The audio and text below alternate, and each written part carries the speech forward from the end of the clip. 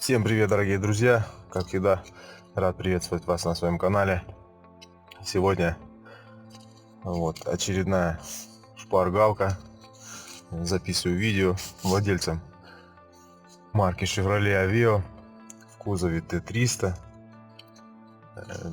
Что касается проблемы, это свист небольшой. Я вставлю видео, как это все слышно, как это все происходит. Свист при запуске двигателя, то есть на холодной машине, особенно в мороз, вот сейчас минус 3 градуса, слышен характерный шелест, скрип.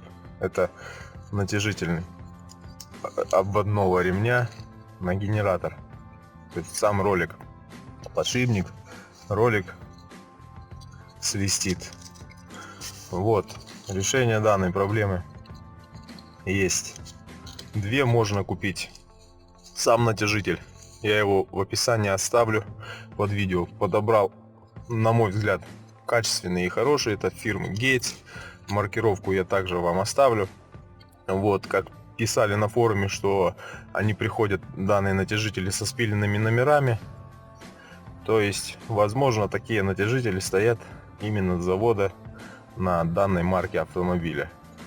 Либо же второй путь решения данной проблемы: можно поменять вот такой вот подшипник. Я его также нашел, именно такую марку. Вот SKF 6203, защита, по-моему, 2RS H. Вот такой вот. Так что, кому интересно, записывайте на карандаш себе. Вот такой вот подшипничек. Сейчас я его поеду и заменю. Поставлю на паузу. Вот, и поделюсь своим впечатлением и результатом после замены. А также покажу подшипник, какой стоял, заводской. Вот, ставлю пока на паузу и продолжим видео уже после того, как детальку я поменяю. Итак, друзья, продолжаем видео. Замена подшипника прошла успешно. Вот, по времени это заняло примерно 1,5 часа. Сверху не получилось там с помощью снятия воздушного фильтра. В общем, неудобно. Так что традиционным способом сделал все это. Снял переднее правое колесо, подкрылок.